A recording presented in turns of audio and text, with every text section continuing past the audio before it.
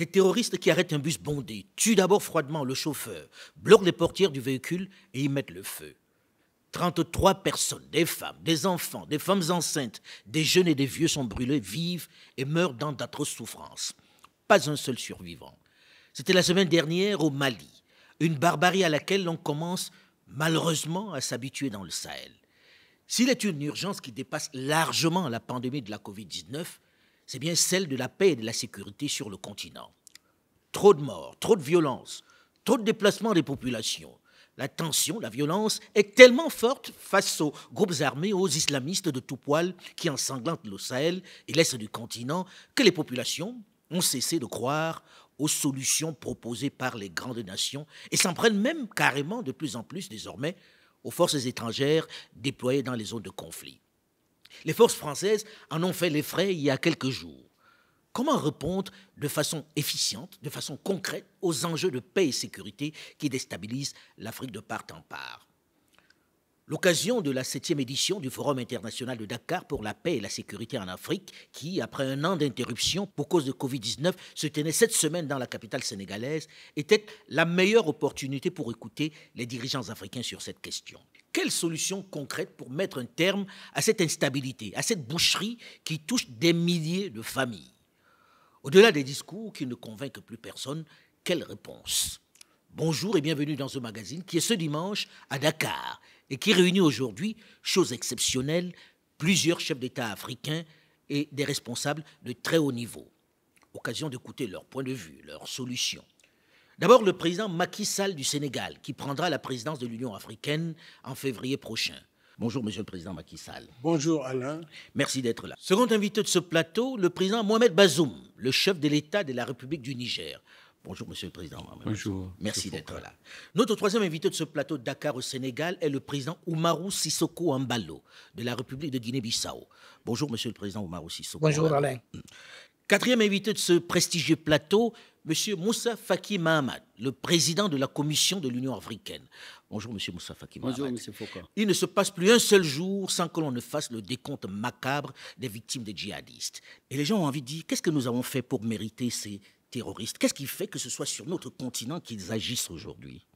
Monsieur le Président, vous êtes, M. Bazoum, l'un des pays victimes de cette agression. Comment expliquez-vous cette présence-là? Pourquoi nous? Pourquoi le Niger? Pourquoi le Mali? Pourquoi le Burkina? C'est très simple, M. Foucault. C'est que la région du Sahel a abrité dans les années 2000, le début de la décennie 2000, des bases du terrorisme, plus précisément dans le nord du Mali. Et ils ont prospéré dans cette zone pendant longtemps, vivant du crime transnational organisé, et en particulier du trafic de la drogue transsaharienne destinée à l'Europe et à l'Asie. Et puis, après cela, il y a eu les événements en Libye, la chute du colonel Gaddafi, et là également, des réseaux criminels importants se sont développés pour transférer beaucoup d'armes dans le Sahel. Et ce sont ces armes qui, en 2012, avaient alimenté les premiers foyers de la violence, toujours au Mali.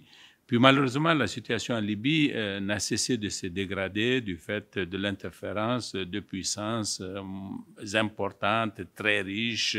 Mais on n'entend pas les présidents dire souvent les noms des puissances très riches, mais on les connaît. Est-ce que le moment n'est pas venu de crever l'abcès, puisqu'ils n'ont pas pitié de nos États, ils n'ont pas pitié de nos populations? Mais ça, ce sont les pays qui se faisaient la guerre à travers les factions libyennes interposées avec tous les mercenaires qu'il y a justement pour porter cette guerre.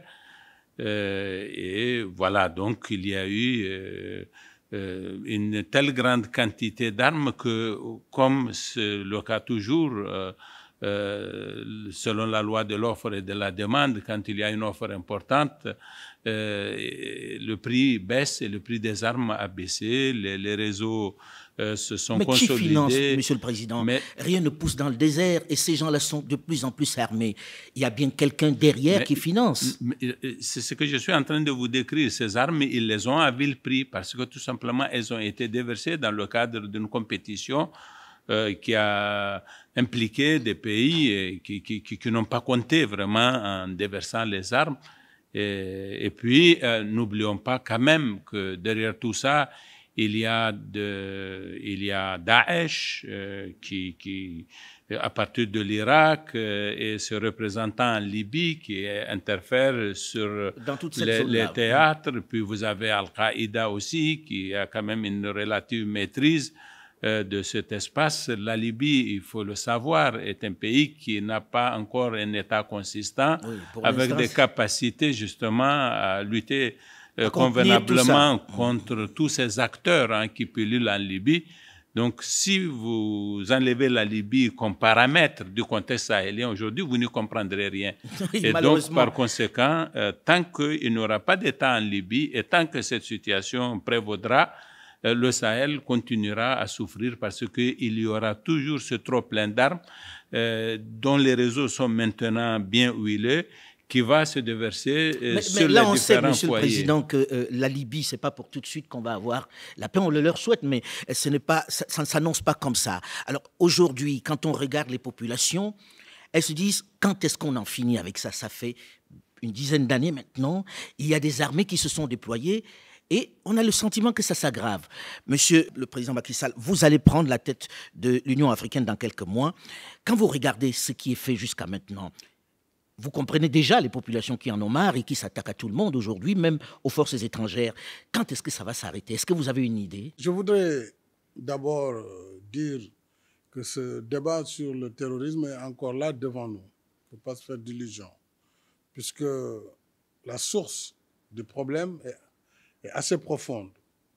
Le président Bazoum l'a dit, vous savez, quand Daesh a été vaincu en Irak, en Syrie, les gens se sont redéployés sur la Libye, avec déjà un théâtre qui était propice au développement de l'armement, qui naturellement est descendu vers le sud, donc dans le Sahel.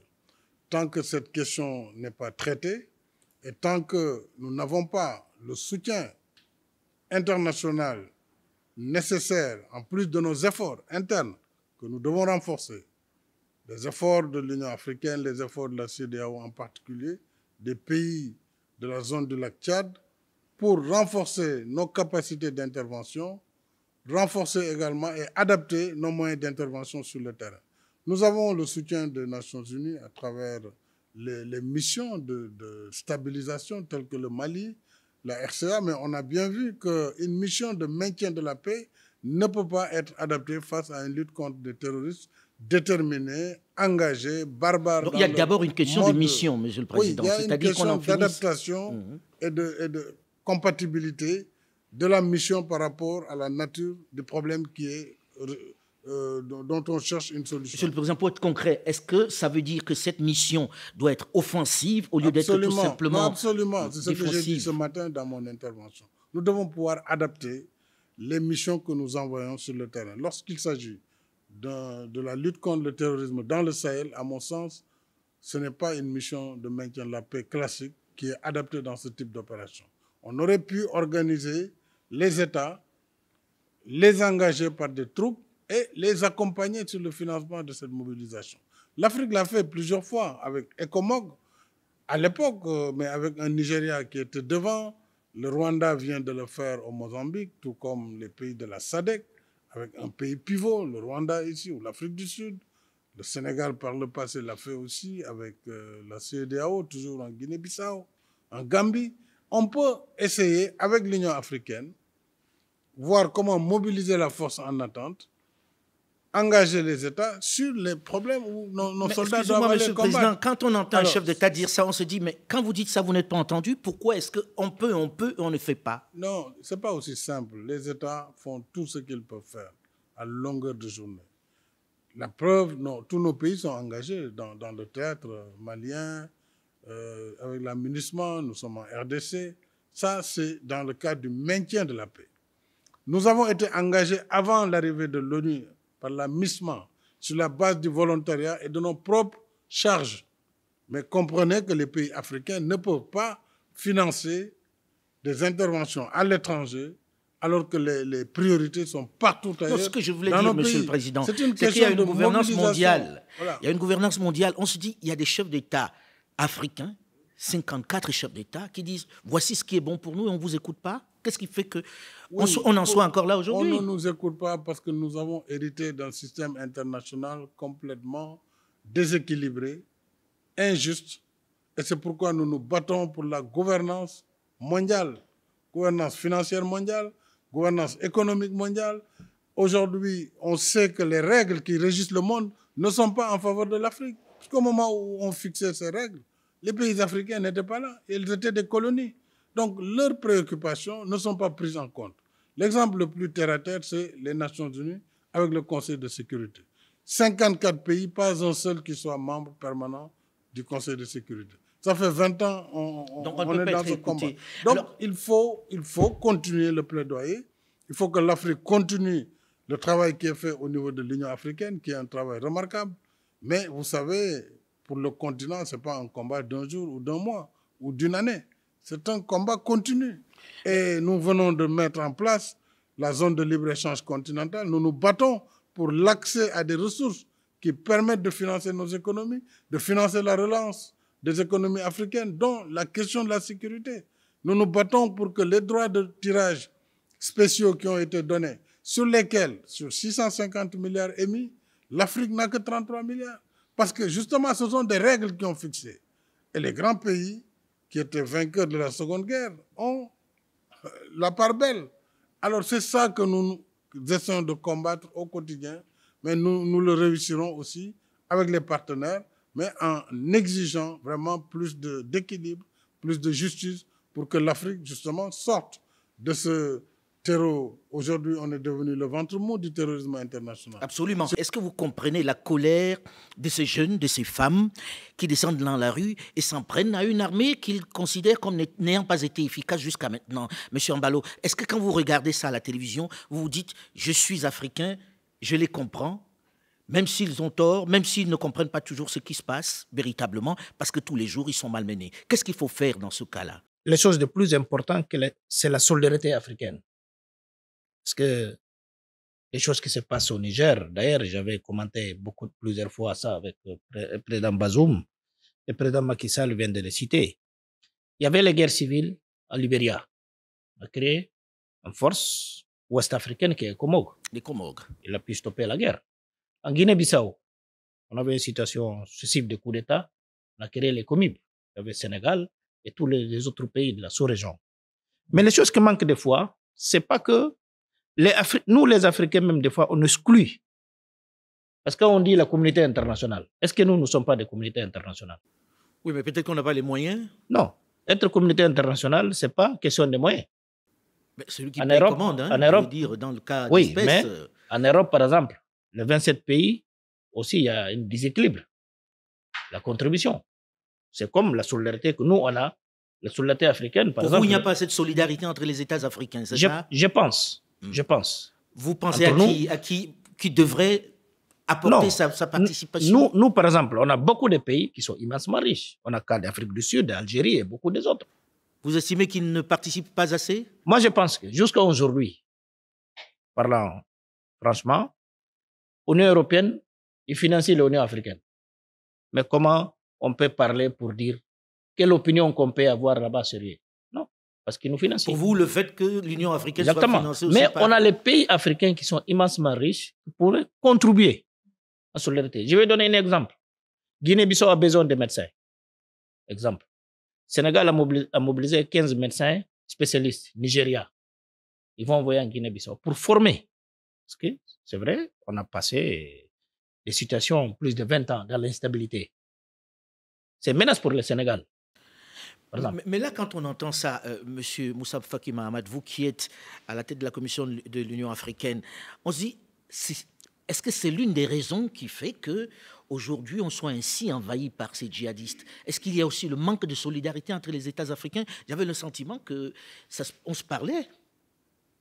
Écoutez, le phénomène terroriste n'est pas un phénomène endogène, même si il a trouvé parfois un terreau favorable. Vous parlez de la jeunesse, vous parlez du chômage, vous parlez de la désespérance de cette jeunesse, donc, qui a tendance à peut-être être attirée par ces gens qui ont de l'argent, qui ont des armes et qui ont une arme redoutable, l'idéologie. C'est pour ça que je posais la question de l'argent au président Bazoum, parce qu'ils ont de l'argent, au-delà des armes. L'autre problème, c'est que la nature des conflits et des défis a changé. Si les gens sont intervenus en Gambie, en Guinée-Bissau, c'était des problèmes plus ou moins qui ne sont pas de la même nature que le terrorisme. Ça, c'est une menace internationale à la paix et à la sécurité, et c'est la raison d'être du Conseil de sécurité des Nations Unies. Depuis bientôt une dizaine d'années, on fait ces plaidoyers. Il y a 5 jours, j'étais à New York pour nos consultations annuelles avec le secrétaire général des Nations Unies. On a fait un tour d'horizon. Il a abondé dans le même sens que nous pour constater l'inefficacité, le caractère obsolète des missions de maintien de la paix. Vous prenez au Mali, la MINUSMA, son budget est de plus d'1 milliard de dollars. L'ensemble de la force du G5 Sahel, 5 millions mobilisés par les pays, on a demandé quelques 500 millions de dollars pour rendre opérationnelle cette force. On l'aurait opérationnalisée, peut-être qu'on aura limité l'avancée fulgurante aujourd'hui de ces groupes. Donc, il y a une situation particulière. La communauté internationale a sa responsabilité, nous, en tant que continent africain, et c'est pour cela que je dis, malgré les efforts qui sont faits, nous avons mis en place le fonds de la paix. Nous avons déjà aujourd'hui, au moment où je vous parle, 250 millions de dollars. Nous sommes en train d'opérationnaliser ces fonds, mais cela n'est pas suffisant pour financer une seule mission. Il s'agit du terrorisme. Donc, il faut mobiliser des moyens les plus importants. La deuxième chose à faire, il faut que les États africains soient plus solidaires. Soient plus solidaires parce que la menace qui a commencé au nord du Mali en 2012-2013, on la voyait venir aujourd'hui, elle a atteint la côte africaine et plus profondément encore. Donc, il nous faut, en attendant que la communauté internationale, parce qu'elle est ce qu'elle est, le président Macky l'a rappelé, elle est la résultante d'une situation des forces, des gens qui ont gagné la Seconde Guerre mondiale. En attendant que ces réformes arrivent, il faut qu'au niveau africain, on soit. Mais qu'est-ce qui doit être concrètement fait par les États africains pour montrer cette solidarité-là? Intervenir et agir immédiatement. Il y a des pays qui ont des avions. Il y a des pays qui fabriquent du matériel militaire. Il y a des pays qui ont des moyens financiers. Il faut de manière solidaire. Le Rwanda est intervenu en Centrafrique, il est intervenu au Mozambique, même bien avant la SADC. C'est possible.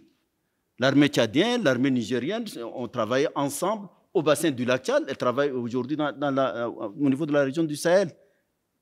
Moi, j'étais l'année dernière à N'Djamena, à la réunion du G5. Le président Macky Sall a immédiatement payé 1 milliard de francs CFA parce qu'il y avait une nécessité de faire bouger un certain nombre de troupes immédiatement au niveau des 3 frontières. On a besoin de cette solidarité-là. Parce que la menace est globale. En attendant de voir comment nous allons adapter l'ensemble du dispositif international pour y faire face. Toutes ces difficultés ont créé une psychose chez les populations qui sont malmenées.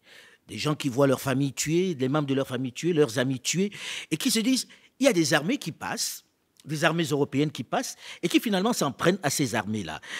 Monsieur le président Bazoum, aujourd'hui, est-ce que vous comprenez la colère d'un certain nombre de populations, d'une certaine population, vis-à-vis de ces armées étrangères qui sont sur place? Et qu'est-ce que vous avez envie de leur dire? Parce que peut-être qu'ils ne savent pas la vérité. D'abord, il ne faut pas penser qu'il s'agit des populations, vraiment au sens où cela est entendu. Vous avez des groupes qui sont plutôt minoritaires, mais qui sont actifs sur les réseaux sociaux. Très actifs, parce qu'ils ont quand même bloqué des camions de l'armée. Ils ont provoqué un blocage parce qu'il y a eu de la défaillance dans le maintien de l'ordre de notre part aussi, parce que, bon, voilà, ça, ce sont des leçons que nous avons tirées. Mais je comprends, cela dit, la frustration de toutes les populations, réellement, et leur impatience. Je comprends leur désarroi également, parce que le mode opératoire de ces terroristes, on ne l'a jamais vu nulle part au monde, qui consiste notamment à venir dans un village le plus isolé possible, tuer autant de personnes qu'on a envie de le faire, voler le bétail, brûler les greniers, brûler les boutiques. C'est ça le mode d'opération de ces bandits qui n'ont vraiment absolument rien à voir avec l'islam, il faut le savoir. Dans cette zone de 3 frontières, je l'ai dit tout à l'heure, on est en train d'assister à un phénomène de djihadisation du banditisme et de banditisation du djihad.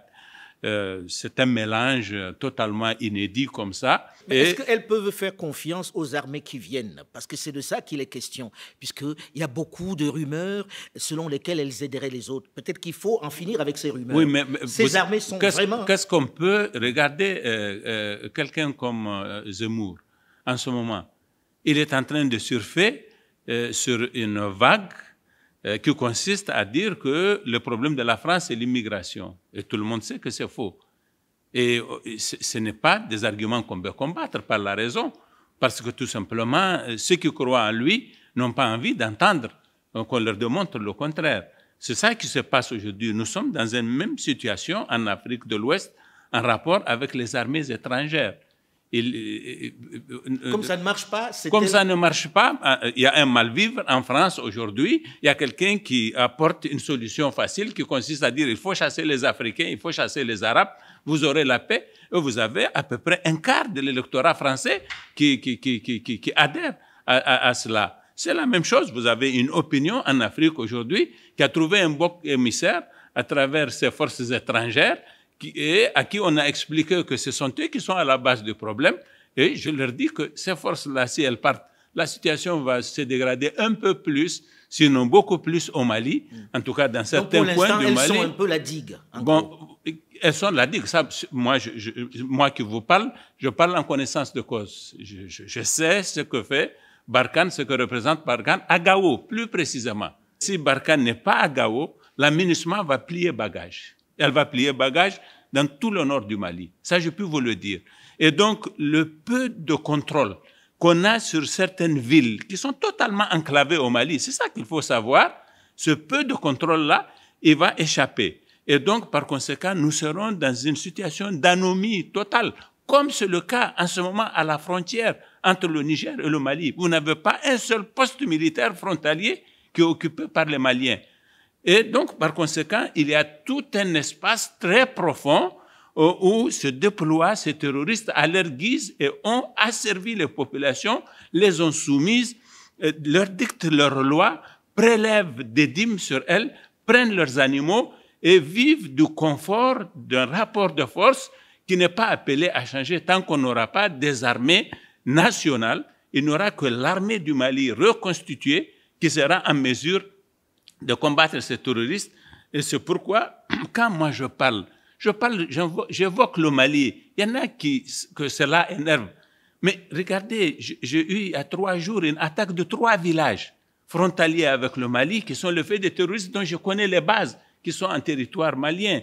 Donc aujourd'hui, ce qui est urgent, c'est que le Mali redevienne un État normal, recouvre son territoire, exerce son autorité et coopère avec le Niger et avec le Burkina, comme nous coopérons entre nous et le Burkina aujourd'hui à notre frontière.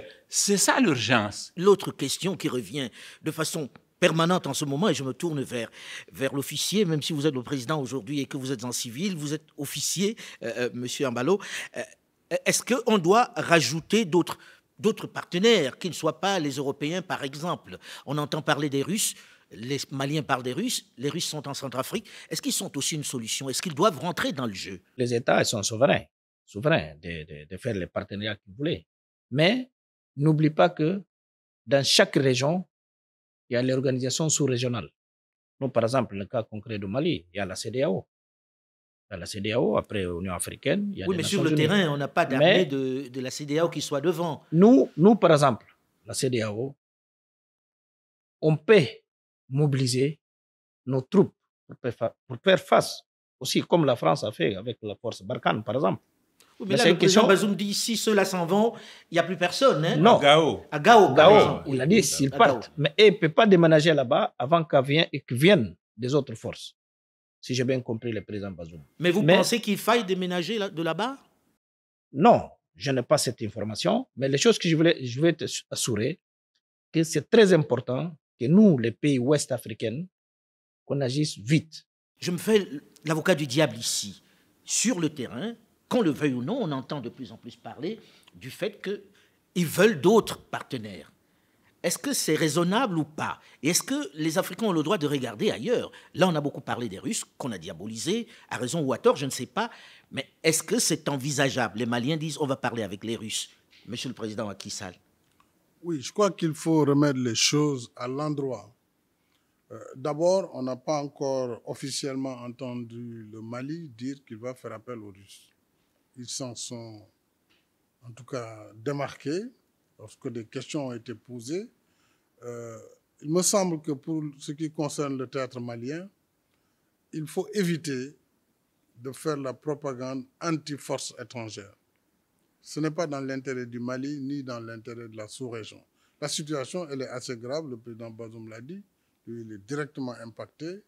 Si la force Takuba et les autres forces sur place qui luttent avec le G5 Sahel et les pays, si ces forces étrangères quittent, la situation va être encore plus grave.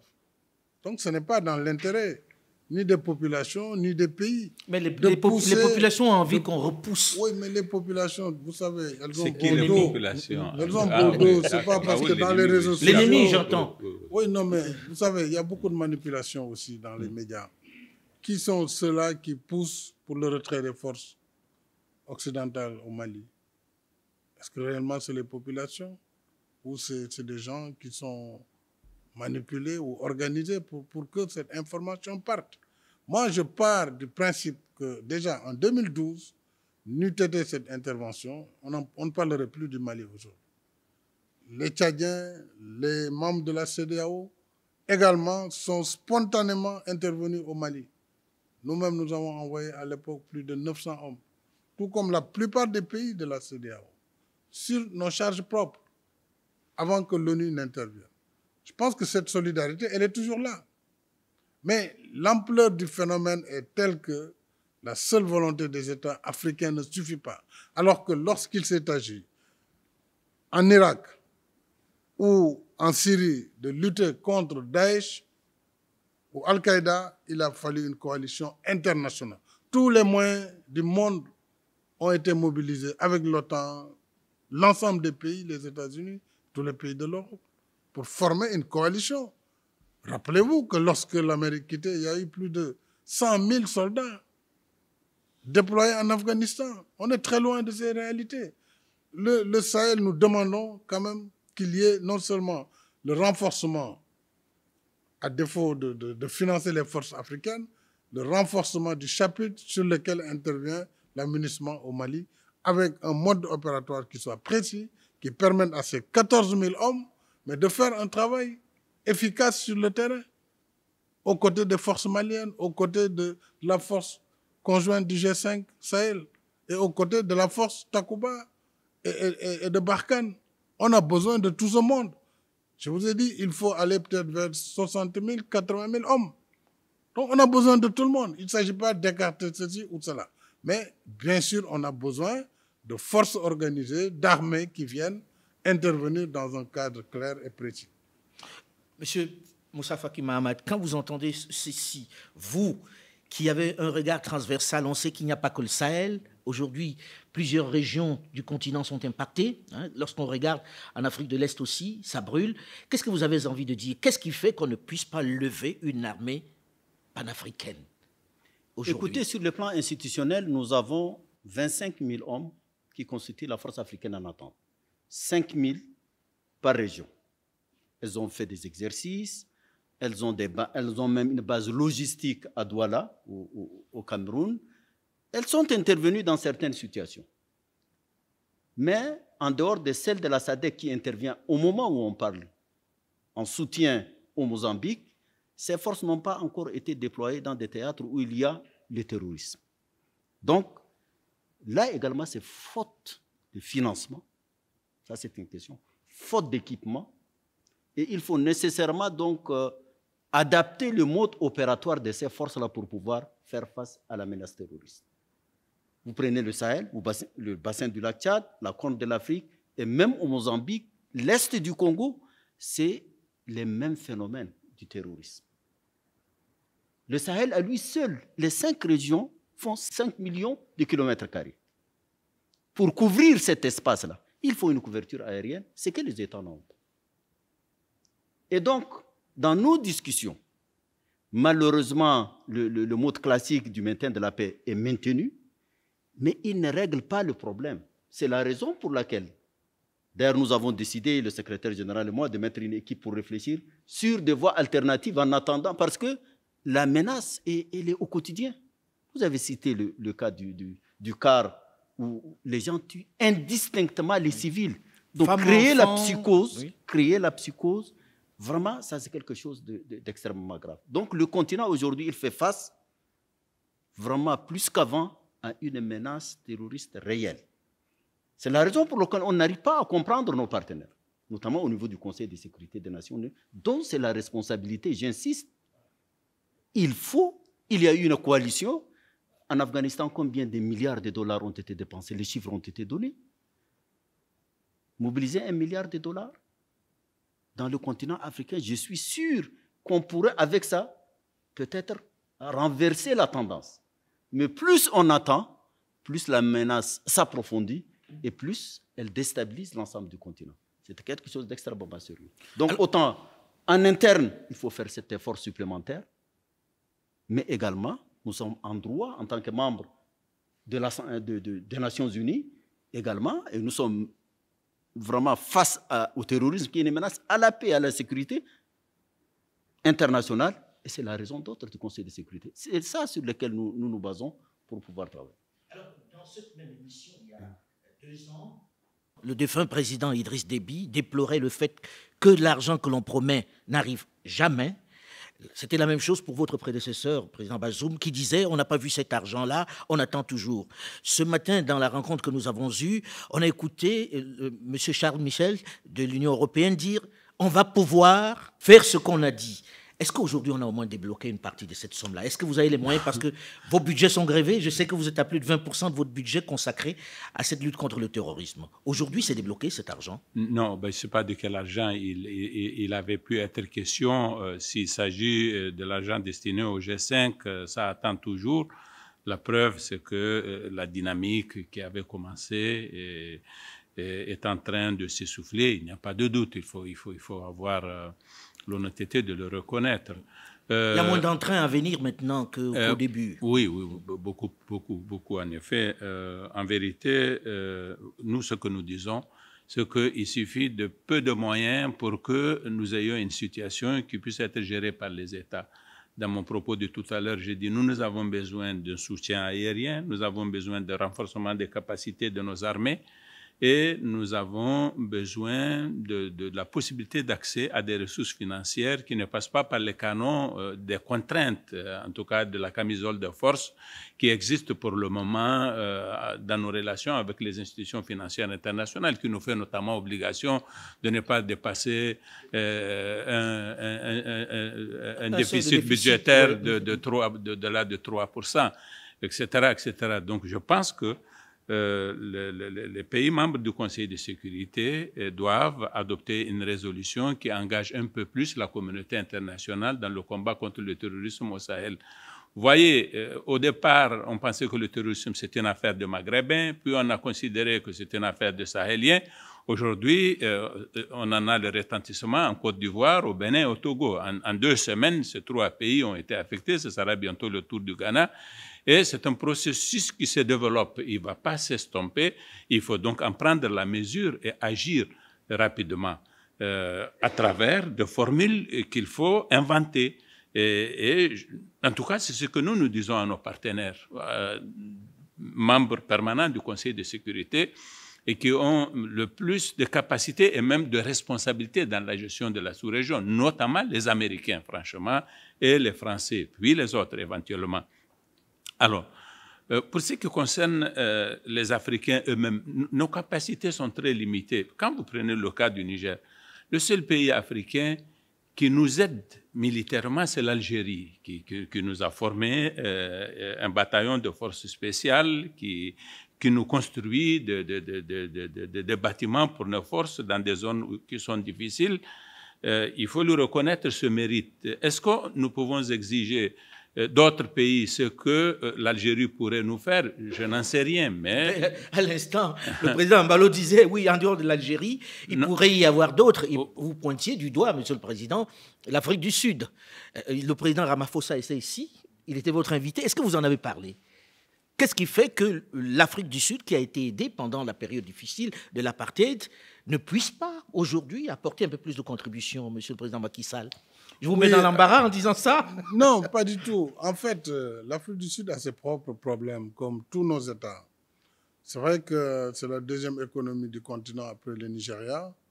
On a vécu, il y a 2 ans, les problèmes en Afrique du Sud, hein, avec même le refoulement d'étrangers qui sont membres de la SADC. Donc, Paradoxe, on ne peut pas aussi mettre tout ça sur le dos de l'Afrique du Sud. Oui, mais en même temps, Monsieur le Président, En c'est ce un moment grand même, État, c'est une oui, grande économie. Vous savez, en ce moment même, je pense que le président l'a dit, le président Moussa Faki, l'Afrique australe intervient dans le cadre de cette force en attente, par solidarité. Maintenant, il faut faire plus.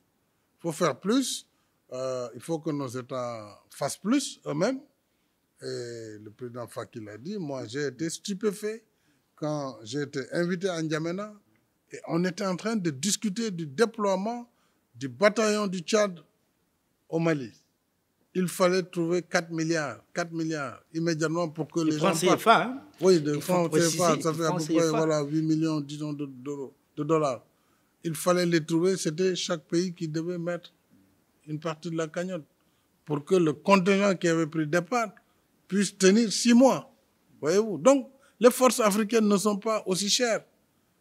Je suis certain qu'avec un budget de moins d'1 milliard par an, on aurait pu marquer des pas décisifs. 1 milliard d'euros par an. 1 milliard d'euros par an, 1 milliard de dollars par an.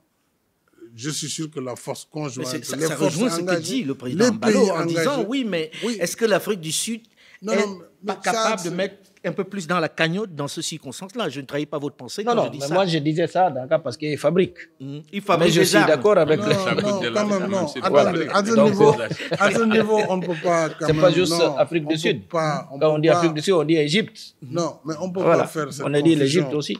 Alain, on ne peut pas faire cette confusion. Vous savez comment marche un pays.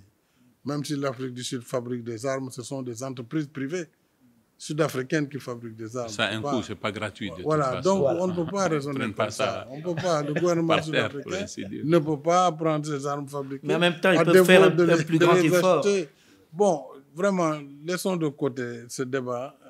Travaillons à renforcer le financement de cette force en attente de l'Union africaine et que les communautés économiques régionales puissent se réorganiser. Sur ce plan, la CEDEAO, par le passé, a été très efficace avec ECOMOG. Mais à l'époque, il y avait aussi vraiment un engagement très fort du Nigeria et d'un certain nombre de pays. Et puis c'est de peut-être pas le l'Afrique même de type l'Ouest de... pour c'était pas le financer même les type de opérations guerre. de... Non, pas voilà. du tout, c'est symétrique. totalement Mais- Ça différent. n'a rien à voir. Vous avez écouté mon exposé. J'ai écouté ce votre matin. discours, Ouais. Monsieur le Président Non, non, Bazoum. tout à fait. C'est une autre guerre. Alors, les gens qui vous regardent ou qui vous écoutent, on se pose la question de savoir, OK, vous en avez discuté. Dans quel délai pensez-vous qu'ils vont au moins avoir un peu de paix? Un tout petit peu. Monsieur Faki Mahamat, vous qui êtes à la tête de l'Union africaine aujourd'hui, si on vous disait, quand vous regardez tout ça, quel espoir? Est-ce qu'il y a de l'espoir pour eux ou bien ils sont condamnés à subir Il y ça a encore toujours longtemps? de l'espoir. Moi, je pense que les États sont conscients des enjeux parce qu'ils les vivent au quotidien. Je continue à insister sur la solidarité d'abord africaine. Je crois qu'il est possible, même avec des moyens limités. Oui, parce que là, on parle d'un cotisations. milliard de dollars. J'avais Écoute- l'impression que c'était beaucoup Écoutez, plus une que ça qu'il cinquantaine fallait. d'États, si on décide, chacun va donner 2 ou 3 millions, on peut déjà constituer quelque chose qui peut, avec lequel on peut Ne continuer. plus attendre On peut essentiellement de continuer l'autre. dire, en Voilà. gros. Attendre, parce que le temps passe et la menace est au quotidien. Ça, c'est quelque chose d'autre. Donc, vraiment, en conjuguant vraiment les efforts des uns et des autres, on peut. De l'autre côté, on va continuer notre plaidoyer. Est-ce que votre plaidoyer aujourd'hui ne passe pas par le fait que vous vous mettiez ensemble et que vous alliez là-bas à New York dire, bon, on en a assez, on fait quoi? Parce que ça va vous concerner tous. Président Bazoum. L'une des conditions Oui, qui a monsieur été Faki posée Mahamat. sur la question du financement, il faut que l'Afrique fasse quelque chose. C'est la raison pour laquelle on a rénové le Fonds de la paix qui a été mis en place en 1993. On l'a relancé fin 1996. Actuellement, nous sommes à 250 millions de dollars. Donc, ça, on a démontré à nos partenaires, notamment au Conseil de sécurité, que nous pouvons mettre quelque chose sur la table. Mais jusque-là... Sur le Sahel, récemment, l'UEMOA, je ne parle même pas de la CEDEAO, l'UEMOA, l'Union économique et monétaire ouest-africaine, a décidé d'apporter un soutien à la lutte des pays membres du G5 Sahel et a mobilisé, dans un premier temps, 100 millions de dollars qui ont été remis à 3 pays membres de l'UEMOA qui étaient impactés, Niger, Burkina et Mali. Et notre engagement, c'était d'aller à 500 millions de dollars. Et je pense qu'il faut que l'UEMOA tienne cet engagement. Et les autres pays membres de la CEDEAO qui sont hors UEMOA s'étaient engagés aussi à mobiliser 500 millions. Donc la CEDEAO, à terme, devrait par elle-même mobiliser 1 milliard de dollars pour la lutte contre le terrorisme. Je pense que cet exemple doit inciter les autres à faire de même, parce que la question fondamentale, c'est la question des moyens. Et tant que nous n'avons pas les moyens pour financer les opérations, on va tourner en rond. C'est vrai que le Conseil de sécurité a pour mission fondamentale d'assurer la paix et la stabilité dans le monde. Donc, c'est son obligation, c'est son devoir de le faire, mais comme vous le savez, ce n'est pas un sujet simple. Ça fait 10 ans qu'on parle du Mali. Au Conseil de sécurité, ça n'avance pas. C'est pour ça que les populations sont fatiguées. Hein. Les populations sont fatiguées, en ont assez, elles ont envie que ça s'arrête enfin. Et j'espère qu'on va pouvoir arrêter. Et puis il y a une autre guerre dont on parle peu, finalement, qui est celle de Boko Haram, dans le bassin du lac Tchad. On en parle peu, qui touche encore le Niger sur ce coup-là. Malheureusement, oui. Malheureusement, le Niger est touché de part en part dans cette histoire. En tout cas, on vous souhaite bon courage dans cette aventure. Et puis on vous souhaite bon courage, hein, puisque vous allez prendre la tête de l'Union africaine, oui, que peut-être ce sera un peu l'un de vos plus grands chantiers avec M. Moussa Faki Mahamat. Absolument. Nous travaillerons ensemble pour essayer de relever ces défis, mais surtout de mobiliser les ressources. Et tout le combat que l'Afrique a sur les droits de tirage spéciaux, c'est pour non seulement financer la relance, mais également nous permettre de faire face à ces défis. Et la question donc de l'accès aux ressources est une question fondamentale pour le développement de l'Afrique, pour sa sécurité et pour sa stabilité. Absolument. Il faut financer la paix. Je crois que c'est une formule qui n'est pas prise en compte depuis. Maintenant, ça devient une nécessité de plus urgente. Il faut financer la paix et financer la sécurité, financer la stabilité aussi. Merci à vous, Monsieur le Président, d'avoir accepté de venir en débattre ici. Bon courage et on espère qu'on aura un peu plus de paix bientôt, que les armées interviendront de façon plus efficiente, plus offensive pour mettre fin à cette montée de l'islamisme, à cette montée des terrorismes sur notre territoire. Ce débat est à présent terminé. La réalisation était assurée par Sébastien Faye et Thomas Holland. Restez sur la chaîne YouTube Alain Foka officiel qui vous proposera de plus en plus de contenu. Abonnez-vous surtout.